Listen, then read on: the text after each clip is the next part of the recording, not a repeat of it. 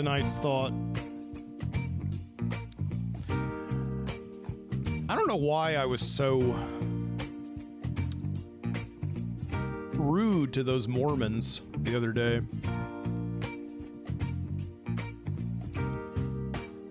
Like, it was their parking lot, it was their turf. And they were just being nice to me, even though I had no right to be there and I was an invader. I was just awful to them, and they just were returning my sour attitude with kindness, like Mormons do, and it was just really irritating me even further. And I'm really trying to figure out, like, I don't, it's been weighing on me ever since. Why was I so rude to them? Why was I so mean? It's getting to me.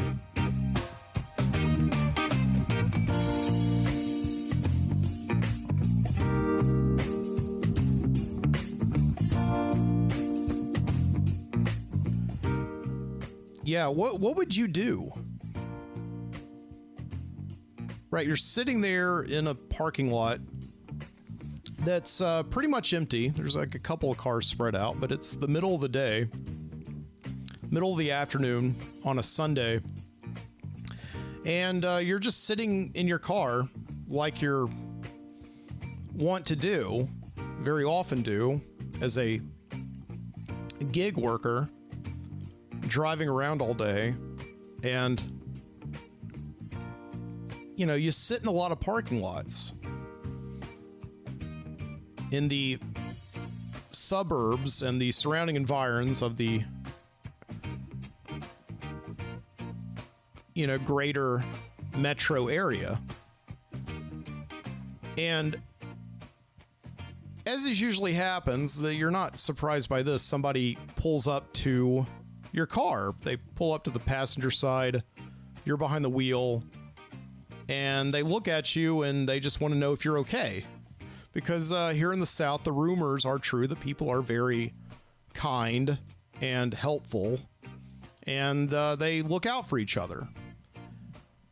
Usually those interactions, if you actually really do need help, end up in them being like, man, I'm sorry I could help you. But, you know, whatever, you're just used to it. And it's happened to me a million times. While I've been out driving, I'll be between orders and I'll just pull into a parking lot or onto the, you know, yeah, usually into a parking lot, not really on the side of the road so much. It's kind of dangerous, but I'll pull in there, and somebody will usually, like, almost inevitably pull up right next to me and just to check on me, see if I'm okay. And I usually just give them the universal symbol without having to roll down my window or anything. I usually just point to my phone and just like beep boop, you know, I'm texting, right? That's usually it, because it's dangerous to text and drive, and you just want them to you want them to know, you want them to know that you're okay, and you're just answering some text messages and some emails, right? So that's what you're doing in the church parking lot on Sunday afternoon there, and looking down at your phone, and then suddenly, like 100 times before, a car pulls up right next to you on the passenger side, and you look up and you point to the text message on your phone, and but they're still telling you to roll the window down. And it's this guy who's like, you know that he goes to this church because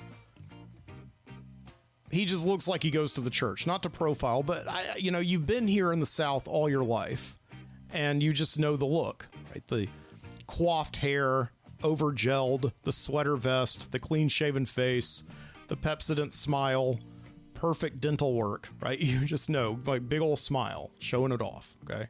You just know this is a person who goes to this church, and he's telling you to roll the window down by doing that hand crank motion, you know, clockwise, even though cars haven't had that mechanism since probably the 90s, I think. I'm guessing.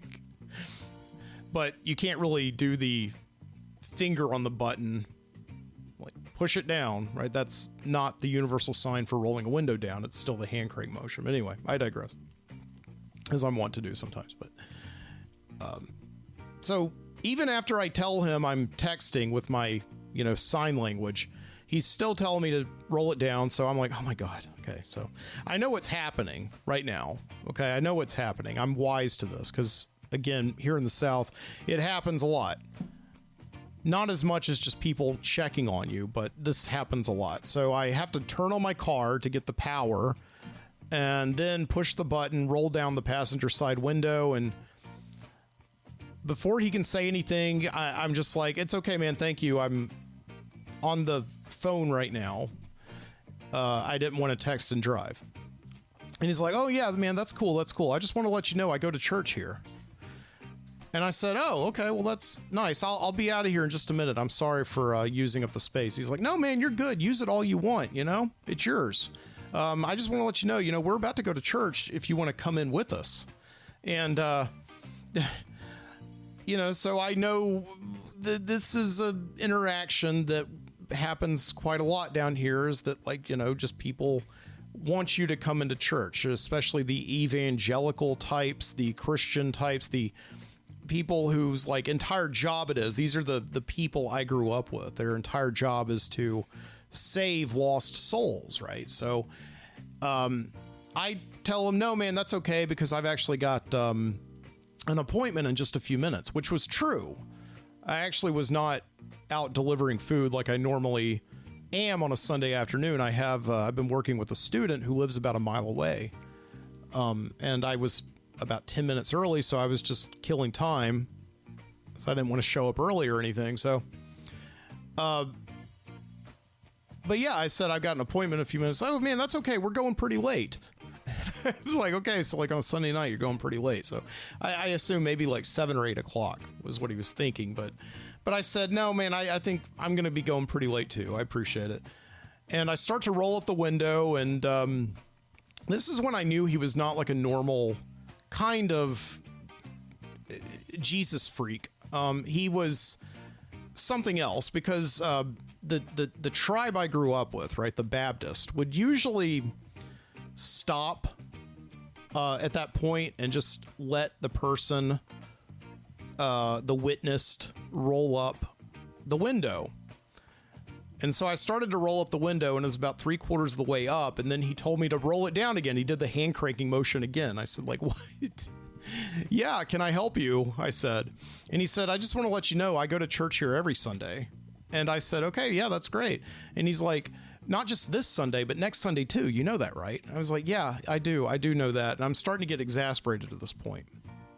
And I don't know what you would do either. If you would just continue to be nice, or if you would begin to get defensive, right? Like I was starting to be. And finally he said, yeah, so I'm here this Sunday, I'm here next Sunday, I'm here the Sunday after that. So any of those Sundays, you just can come and I'll welcome you in, man. Come on in. And this is at the point where I just said, I appreciate it, man, but you know what? I've been here in the South my entire life. I know what day church is on. Thank you. And then I just rolled up the window as he's kind of looking at me. And I look back at my phone and just continue to pretend to text message. Right. And then I just slowly, his car, I hear it pull away, and see him roll up his window, and he's driving off into the sunset. Right. And probably praying for the lost soul that he just encountered, I suppose.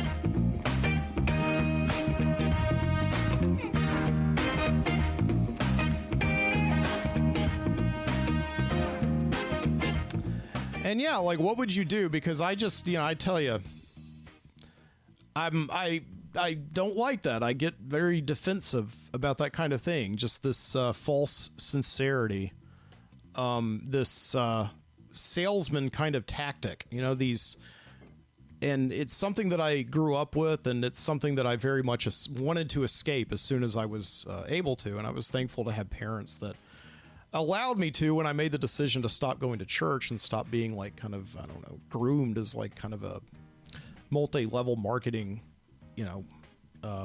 manager for Christ. It just was, it was important for me to kind of get out of that sort of thing. And I guess I was just getting defensive because here it is. This is like just in the South. If people are nice to you to that degree, it usually means that they want something for, or they get some kind of, I don't know, posthumous commission out of it or whatever, I think is, I guess, a good way to say it. Right. But yeah, it was interesting though, because I knew that they were not like normal, Jesus psychos, right? They were more than that. And it's interesting because this church, I've been passing it my entire life.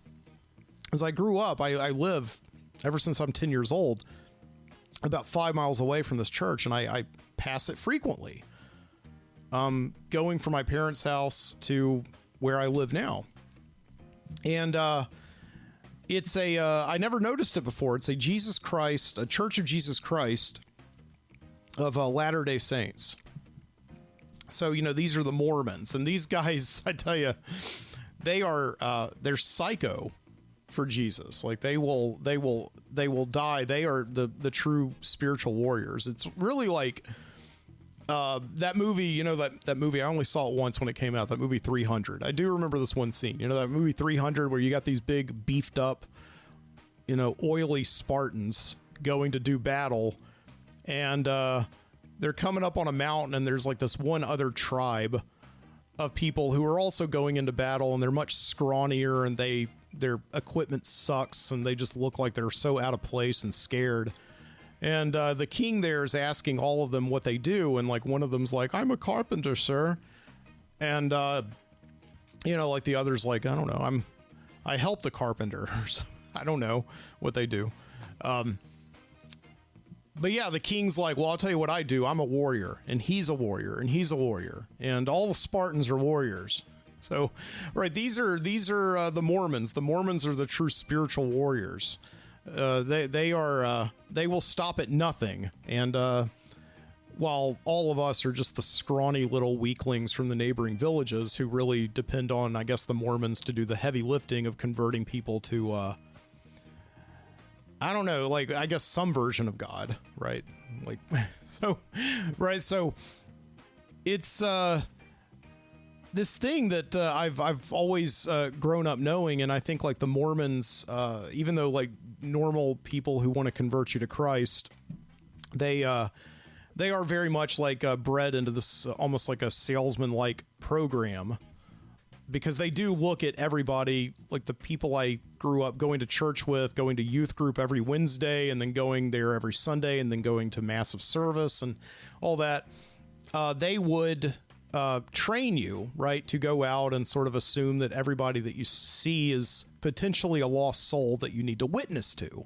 You need to bring the story and the message of Jesus Christ and how he died for our sins. And you just assume that are brought up to assume that the rest of the world is wicked and only you can save them. So I did not really like that idea, because I wanted to do other things and think about people in other ways than that. So, but this was the message, right?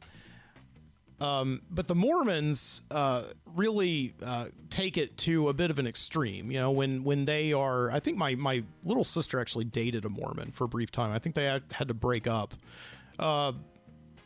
because he had to go on a mission, because like Mormons, I think like young Mormon men, especially, I think, when there's something like 18 or 19 years old, they have to go on some kind of a 2-year compulsory mission to basically just walk up and down the streets all day long. And witness to people. And the last time I did encounter these people was, like a few years ago, and I think I was just as rude to them, I think, because they don't just leave you alone. They really do kill you with kindness, and they would be really good at selling timeshares, I think, or just...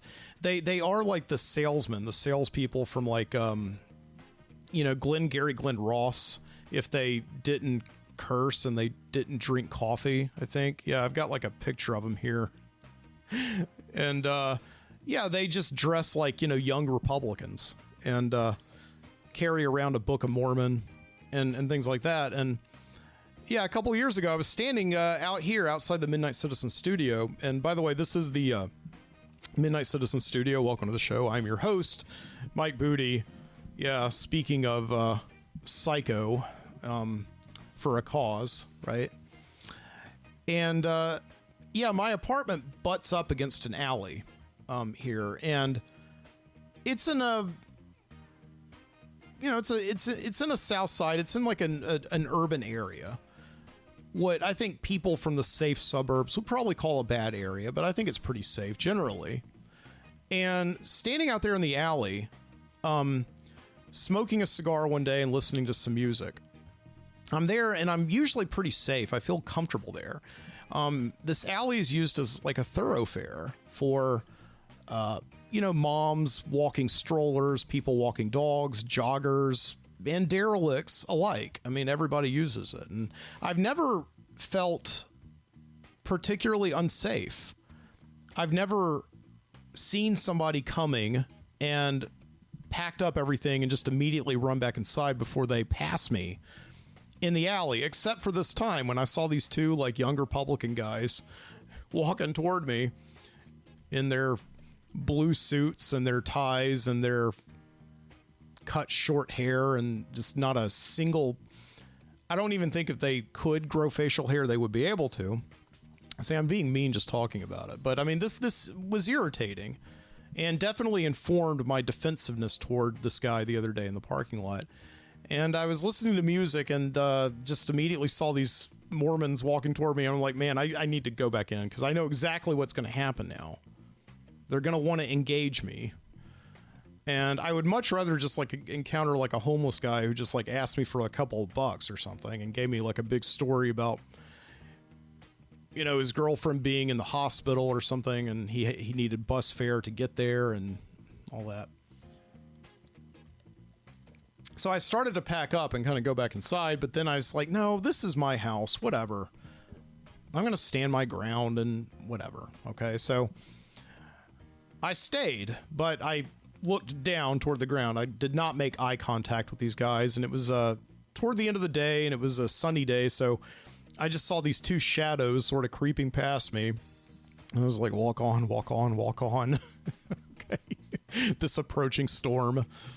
And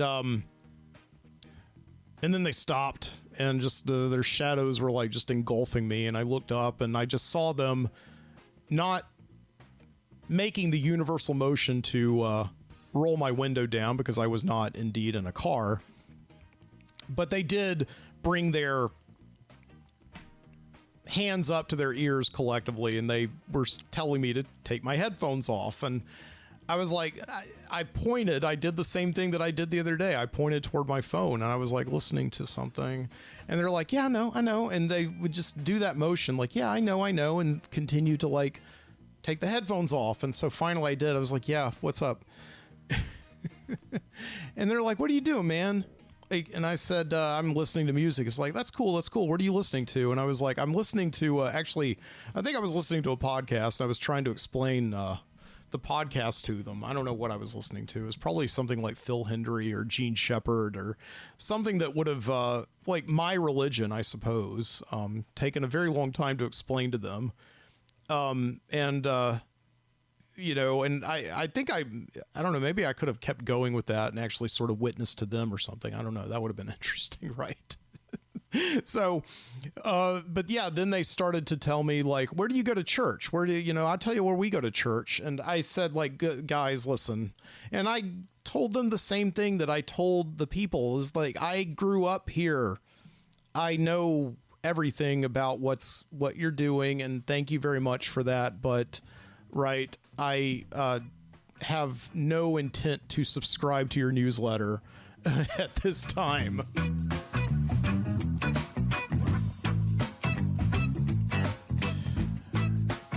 Because, see, the thing that just gets me about it, right, is the fact that I do know the game.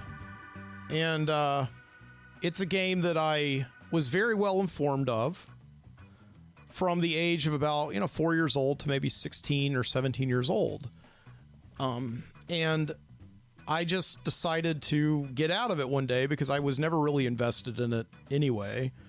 And it seemed like a horrible way to build relationships with people, which is around this concept of like,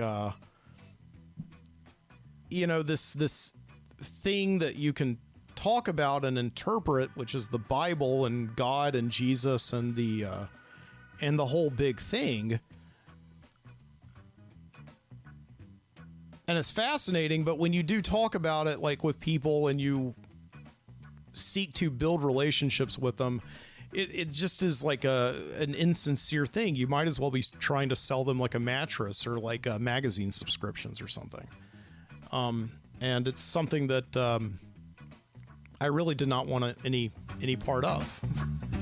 And so I get defensive when people try to do that with me, because it's like, you can't sell to a former seller. I'm sorry.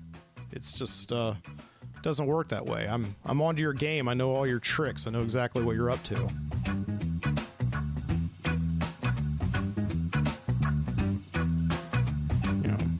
Because that's what it is in the South. The South is just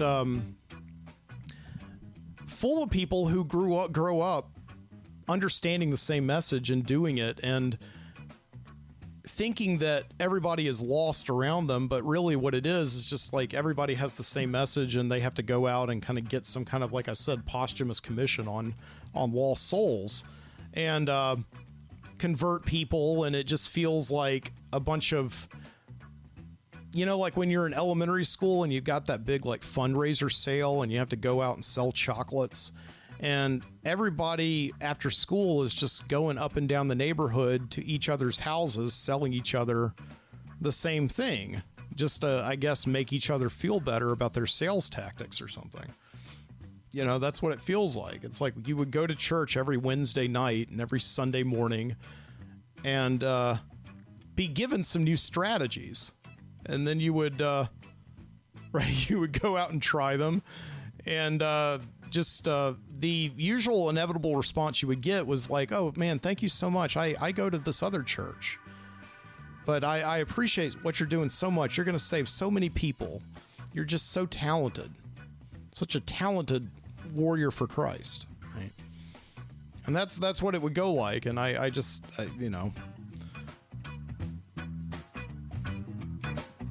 think I could have like applied myself in other ways.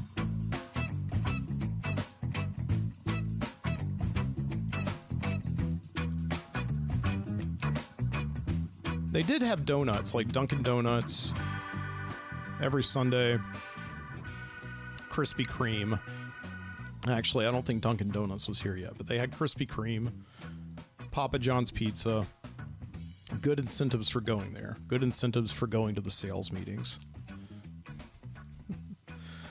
Yeah, and I got out of it really as soon as I could.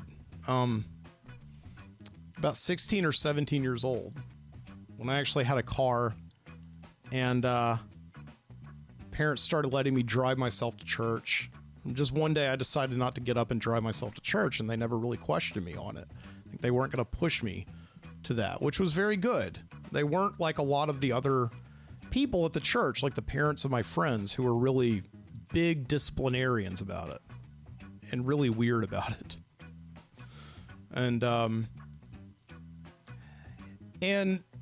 yeah, there were a lot of reasons why I got out of this whole thing. I think like one of the reasons was, I was a teenager, and being a kid, it's sort of easy to, I guess, buy into all that. I mean, yes, your brain is very young, and you still believe in Santa Claus, and you believe in magic, and you do believe that, right, Jesus did all these things, like, and you don't really think of them as like parables. You don't really even know what the word parable is. But the other thing also is that you get Jesus as a baby. You kind of have this idea that Jesus was born in a manger. So, you're close to being a baby also. So you have this like identification, this relationship with Jesus Christ, because, because he's more or less your age, right? And yeah, then when you become a teenager, you sort of lose that track. You're sort of like, wait a second. You know, they cut out part 2 of the trilogy. It was like going to the thrift store and like the Two Towers was missing out of that Lord of the Rings box set or something. Like, what happened to Jesus between being a baby and being an adult, going around and doing all that, walking on water and things like that? What was he like as a teenager? I needed my Dawson's Creek Jesus. I needed Jesus going through puberty, and the church couldn't give me any of that. All they could really give me was like adult Jesus sort of being cool. You know, this was like in the early 90s and the mid 90s. And as I said, this was a terrible time really to grow up in America, because marketing, especially like in religion, marketing had really taken hold of religion. And they did realize that record numbers of teenagers were dropping out of going to church and not really interested in perpetuating the story. And so they had to scramble and come up with a way to make Jesus relevant to kids. So really one of the ways they did that is very much like, you know, the ways that they created popular sitcom characters. You know, they made him cool. It was the same way that, you know, Warner Brothers sort of rebranded Bugs Bunny and Disney rebranded Mickey Mouse. They sunglasses, I don't know. And, you know, they made Jesus cool. And we started getting all these t-shirts with like these sayings on it from the Bible that would be printed in like this funky font. And you know, all of that was okay. All of that was good, but I was still sort of like, you know, where is Jesus getting rejected by girls? Where is Jesus trying to figure out what he wants to be when he grows up? Because I'm not really buying this whole thing. Like, I want to, you know, I'm the son of God, and that's what I'm going to do when I grow up and all that. And I will tell you that now I do think of the idea that like Jesus was 30 before he figured out what he wanted to do for a career, right? So I was 30 as well before I decided I wanted to go and be a teacher and do what I do now. So that's one thing that we did have in common. You know, Jesus didn't have any student debt, but I did. So, you know, whatever. But I did not, I just did not relate to Jesus when I was a teenager. So one of the reasons I dropped out, right? The other reason I think also was because of the protocol. The protocol was a big part of it. The idea that the Baptist especially, okay, so like I got to look up a little bit about the Baptist to sort of tell you who they are, because it's a weird denomination of like, you know, the evangelical faith that, you know, believed that Jesus Christ was the, you know, the Son of God, that he was crucified on the cross for our sins and yeah, all that. So like the Baptist, I believe I was actually Southern Baptist. I'm not really sure what the difference is, quite honestly. You know, Baptist, it says here, yeah, are a major branch of evangelical Protestantism. Okay.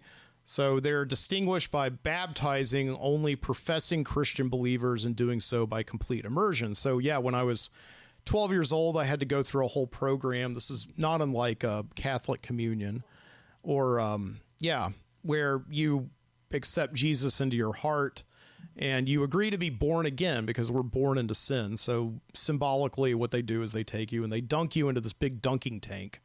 That secretly, I think a lot of the kids really wanted to do that just because they, for one, or they do it in front of like the entire church, usually on Wednesday nights, sometimes on Sunday mornings. And so they get attention, which kids love. And also, it's just kind of fun to be dunked under the tank and all that. And all my friends did something kind of silly and weren't taking it very seriously. And I think, yeah, you know, I'm not trying to be so cynical. This is just all anecdotal information. But I think like most of the kids that I grew up with did not take it fully seriously because we were 12 years old, right? And we were being dunked into water. It was like the dunking tank on the last day of school at the fair or something like that to raise money for for the library or something. Right? But but those are Baptist, and so those are the people who I grew up with and going to church as. And Southern Baptist are somewhat different, and I'm not really sure how. I guess they're just in the South, but it says here, they're the largest denomination in Alabama. In 2021, nearly 800,000 of Alabama's 4.9 million people belong to churches affiliated with it. This is on the Pew Research Center here, 7 facts about Southern Baptist, that Southern Baptists are the largest evangelical Protestant group in the United States. There's a Southern Baptist convention. The Southern Baptist is not a centralized church like the Roman Catholic Church, but a fellowship of congregations. And I think that is perhaps a key fact about it, is the fact that it's the difference between, I suppose, like the Italian Mafia and the Dixie Mafia. Like the Italian Mafia, how they're very centralized, and there's like a Don, and there's a Capo regime and all that. Southern Baptists are like the Dixie Mafia in the fact that they are just kind of loosely affiliated groups that get together occasionally at like conventions and things like that. But Southern Baptists it says here, they tend to express higher levels of religious commitment than Americans overall, though they're generally in line with other evangelicals. So, Southern Baptists say religion is very important in their lives and they pray at least daily, 81% for both. Again, another key thing about why I sort of left the whole deal, is because there was just like really no protocol for what was going on, for how to more or less like atone for your sins. And so, like the Catholics have a protocol. The Catholics tell you that if you sin, then you go to confession, that you have a confessor and you sit in there and you just dump it all out right then and there. And then you do a few things like say some Hail Marys, and then you're absolved from it. Right. Southern Baptists, like when I was very young, I had a pastor say to me that I can speak to God whenever I want, that, I don't need to go to a confession, and you don't need somebody like a middleman between you and God. It's just you and God. You have a personal relationship with Jesus Christ. And this right here really concerned me a lot, because it's like, you mean I can just talk to God whenever I want? And like, absolutely. Like when you're on the playground, when you're in class, you can talk to God anywhere. And so like, I talked to my mom about this. I said, like, when do you talk to God? She's like, I talk to God every time, all the time. I talk to him when I'm in the store buying groceries. I talk to him when I'm, in traffic, sitting at a red light. And, this, really messed with me, because now I'm sort of thinking, and of course you're taught to know, and I think all religions are like, God is an omnipresent force. God is everywhere, and God is omniscient, all-knowing. But the idea that like you could just talk to him and you don't need a certain time and a place really messed with my head very early on. The way that I sort of think about it is like, this is years before the iPhone came out, that I'm now like, so I have like a smartphone for speaking with God, right? It's like God can reach me and I can reach God whenever I want to. There's no off time. There's no off hours. And so it messed kind of with my mind. Right. So now I'm sort of there, and I'm praying in the morning, and I'm praying at night, but I'm also praying on the playground, and I'm praying in class, and I'm praying on the school bus, and I'm in the middle of a conversation praying, and I'm praying. And the reason I'm praying so much is because I feel like I am sinning so much. That's the other thing. It's like the Southern Baptists are not really clear about what sin is. I mean, of course they have the 10 Commandments. That's a good guidepost. But around when I was growing up in the 90s, more and more things sort of became sins. Like it was a sin to watch The Simpsons, and it was a sin to watch Beavis and Butthead. And then later on, it was a sin to watch South Park when I was 15 years old and really kind of over this whole thing. Right. And then it was a sin to watch the Ellen DeGeneres show. And then suddenly it was a sin to go to Disney World because the Disney World celebrated gay people and had Gay Pride Day. And it just seemed like every week I was going in, the rules were kind of changing as to what a sin was. And like and so it did get you to the point where like everything that you did, you felt like was a sin. And so, and then you had to talk to God about it and immediately apologize, right? Like the way you would get like a bad grade on a test and just like fear all day long, having to go home and explain it to your parents. That was like what it was like with God all day long. And it's sort of just got to this point where it became not so much that I was praying to actually really absolve myself of sin and it like expunge myself, right, of all of it. It was just more of like an obsessive compulsive disorder, really is what it was. And I know that like OCD has been talked a lot about a lot in conjunction with religion as being something that is, OCD is something that does spin off of being heavily absorbed in religion from a very young age, because especially with like Catholicism, because like my wife was raised Catholic and I have been to mass with her a few times. She doesn't really practice any more than I do, but we have been to like midnight mass, like on Christmas Eve. We'll go there just because I think of it. It's like one of the most beautiful shows you'll ever see in your life. It's like great entertainment. It is. And it is beautiful and it's like a tradition and it's great. But the liturgy that you go through, like the kneeling and the standing and I guess they call it the Lord's, the mass, right? The actual mass, right? They call it the Lord's Supper, I suppose. In the evangelical and Protestant faith, right? But it does inspire this certain level of like tactile response to like, you know, emotional turmoil. Does that make any sense? Like just this physiological unease to match what's going on inside your mind and like how guilty you feel about something. But yeah, like with Catholicism, it's not really so much. It's just you actually have a certain place and a time that has to be done. And then you can go out and sin some more and then come back the next day. It's sort of like, you know, renting a movie from Blockbuster or whatever, right? At the time. But yeah, Southern Baptist, just like we get streaming, right? Like we stream sin. Okay. We take it in and we just immediately pray and then there it is, right? And so just praying all the time. So I was eventually praying not really as a matter of actually feeling bad about what I had done. Okay. Because by the time I'm like a teenager, I'm kind of wising up to the whole thing and just sort of feeling like it's the same thing as like Christmas or something, where it's like, if you're not good, Santa's not going to bring you gifts. It starts to feel like that same exact way, only like this one, they're actually taking serious. So I start sinning more and more, I guess you could say, and like going to school and cursing and maybe not doing like making the best choices and all that, but also just being like a normal kid. I was like, just whatever. I was testing the limits of what I could get away with and all that, just like any kid does, I suppose.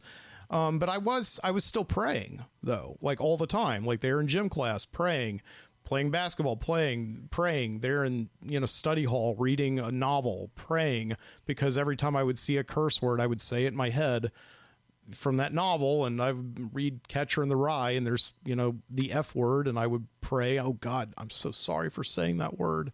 And then I would say it again. I would have to do it. So it would really interrupt things and just become like this obsessive compulsive disorder that I would just carry over with me. Right.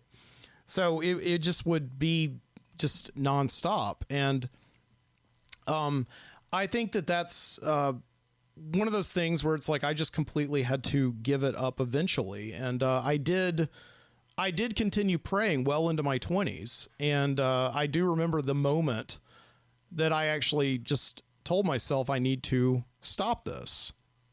And it was not unlike a few weeks ago when I told myself I need to just stop smoking so many cigars and drinking so much alcohol. Even though I don't think I indulge that much as other people I know, or maybe not I know, but other people maybe. but I was having a lot of cigars. Maybe not so much alcohol, but I did just make this one moment. I just like this one decision. I'm just going to stop praying. I was standing on top of, I was working at the zip line at the time, on a zip line. And I was standing on top of a tree house, and I was just there, and I was sort of being like, I need to pray right now because I feel really guilty about something I did, even though I really didn't. Is this making sense? I would just need to say a prayer. And all of a sudden, I just said, like, why am I doing this? Because if I say a prayer, that means that this person is going to come across the zip line safely, and I'm going to catch them, and everything's going to be okay. And if I don't pray, that God is not going to let them come across safely, and their line is going to snap, and they're going to fall to the ground, right? And I just said, that's silly.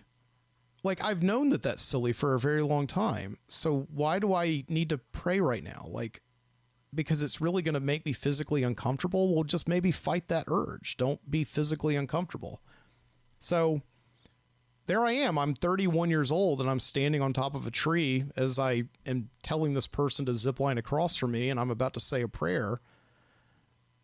Like, please, God, I'm sorry for everything I've done today. No matter what my sins are, I'm sure they were bad. Just let this person get across okay, and don't kill them.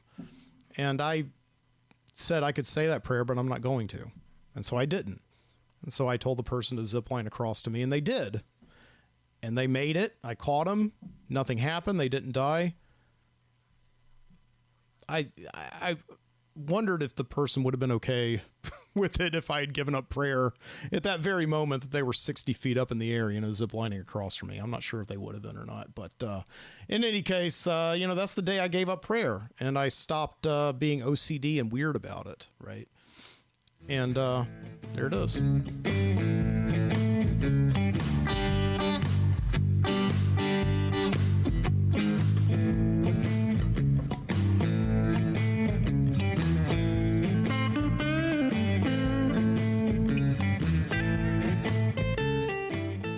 But, you still see the signs everywhere, even though, like, I haven't said a prayer in now 12 years. See, it's not an odd number, so it's like, but that's how you know that, like, I've given it up, because usually it's an odd number if you really are counting, but, like, it's something like 12 years now. I don't think I've said a prayer. But I nevertheless still do get this anxious feeling like I should say a prayer, right? Like if my wife is about to go on a long road trip, or somebody I know is about to be on a plane, or if I'm on a plane. And I really do get this like burning urge inside me to do something, to do like, pick this coffee cup up and drink from it 5 times. That replaces where I would have said a prayer before, right? It still happens to this very day, and you're still also looking for signs of God, right? Because I even though I gave up going to church, I can't say that I have ever been fully confident in my decision to actually give up God. I do consider myself to this day, I suppose, an atheist, because but I think it's really just an atheist for like the God that I was brought up to believe in, this angry, wrathful God who also is kind of cool at the same time. It's almost like, the Baptists sort of treated God like Andy Griffith or something, right? Like in the early episodes of Andy Griffith, he's like kind of the like a stern old, Old Testament God. And then when you get to the later episodes and like the colorized Andy Griffith episodes, he's like the New Testament God, like all much, much cooler, much more laid back, I suppose, than he is in the Old Testament. And, I just decided to give it up. But I still nevertheless, feel like, that compulsion to actually believe in him or believe in some kind of a God. Right. So I guess you could say I'm atheist about the God I grew up to believe, but I am agnostic, I suppose, that I do think that there is some kind of like, I don't know, ruling, governing, body over this universe. I don't know. I think there has to be of some kind. Maybe not. I don't know. You know, and I have, of course, looked into Gnosticism a little bit, and this whole idea of archons and the fact that, like, there is some kind of governing presence, but, you know, it's really just sort of more like metaphysical. It's kind of manifested in all of us. And we create a collective evil just as much as we, like, create a collective good.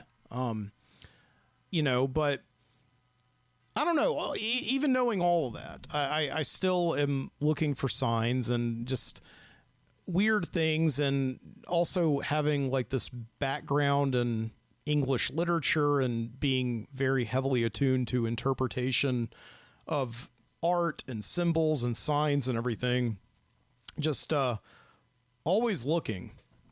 And I think today was a good example because, well, today was the end of a very long epic battle with the birds and the pigeons and whatever else flies around the skies of Birmingham, Alabama.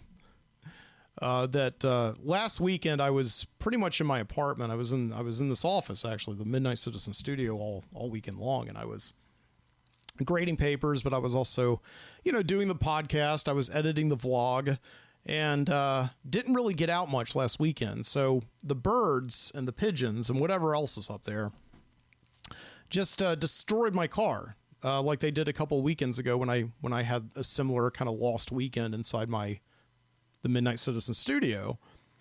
They just destroyed my car. And so it was just covered like that scene from like High Anxiety that's a parody of The Birds, you know, the Alfred Hitchcock movie, right? And I went on Monday and I got my car washed, and it was I just paid for like the basic wash because they turned my pewter gray car into a completely white car with some little black splotches there and here and there. So I went through the car wash, and it took care of most of it, like the $11 basic wash, but not all of it. But I was okay with it still, right? Because I just did not want to drive to school the next day and see my colleagues and like some of my students perhaps just see the car I was in, because it was noticeable. And it was like really to the point where, you know, just like the Mormons, you know, just walking around, people see you in your car and they actually will say like, the birds love you, right? They'll make some kind of a crack about it. Even though everybody has some of that on their car, I had a lot of it. So I got it washed off, and then the next day, which was a Tuesday, we had a big rainstorm come through Birmingham, and it took care of the rest of it. And I was kicking myself because I really should have just waited for the rainstorm. See, that's what I do. It's like I get economical car washes. I can live with like a little bit of a dirty car because they are kind of expensive, and I guess I could go hand wash it, but it's easier to go through the car wash, you know, 'cause it takes less time, and a machine does it for you. So, but I could have waited until the next day and just like, I don't know, but I didn't. But so anyway, so Tuesday comes, they get it all. And then a couple of days go by, and just again, like just the birds come right through, just like in a beeline, and just like bomb my car. It's almost like it's, I know like the pigeons usually go for the statues, and my theory is that like my car is gray. So maybe they confuse it for like marble or, limestone or something like that, something that statues are normally made out of. Maybe that's what's going on. But, but I also think that like maybe the birds are like incredibly anti-racist or something. And so like they're attacking it. Not like it's my car is like any kind of statue, but like a Confederate monument or something like that. I don't know. Maybe that's what's going on. But anyway, but nevertheless, they hit it, and they didn't hit any other cars. And so today it was like worse than it was on last Monday morning. So I took it to the car wash again, and I get it through, and this time I pay for like a more advanced wash to try and get the job done that the basic car wash and the rainstorm had done together over 2 days. So I just pay for the more advanced wash with the shampoo and the conditioner, and I take it through, and the difference is negligible from the car wash that I got on Monday. I'm looking at my car there, and it's still, it got a lot of it, but there's still like some little white and black splotches on it, some of the bird stuff, right? And I'm looking at this, and I'm sort of like, if I were an interpreting man, and if I still had a little bit of God in me, or I believed that God sends messages, right? The way that you are brought up to believe that God sends messages to you, telling you to do things, right? I would look at this and I would look at it as some kind of a sign, right? Just like the car is the body and the bird shit is the sin. Forgive me, God. I'm sorry I cursed. Excuse me. It's like he knows does he really care? Like, it's like shit. It's just a word. It's just a word we've come up with to represent a feeling that we all have, right? But I guess, as a whole person, you're not really supposed to have those negative feelings. You're supposed to feel positive and good all the time, right? But anyway, so I look at this and I'm sort of like, okay, I think God is maybe telling me right now, if I believe in him, that, I usually try and go through a car wash. I try and be a good person. I'm good to people. I'm nice to people. I do good things. I treat people with kindness. Right. I don't litter. And I cut up little plastic rings on, packs of ginger ale so that they don't choke the fishes and things like that. But you still have a little bit of sin in you, right? And you got to keep going back through that car wash and back through that car wash. And even when a rainstorm comes and just like washes it all away. Right. So it's like, that's one of the things that, like, growing up with God teaches you to do, is just to think of everything in terms of parables, and everything is connected. And there's always a meta narrative to something that, this world is a struggle between the saved and the lost. Right. And, here I am. I'm 42 years old. It's been, 24 years since I last sat in church, and it's still with me to this very day. It's still with me. It's just one of those things that I don't believe is ever going to leave, right? Which is, I believe, why I get really, really defensive when somebody tells me that church is every Sunday. I think that's what it is.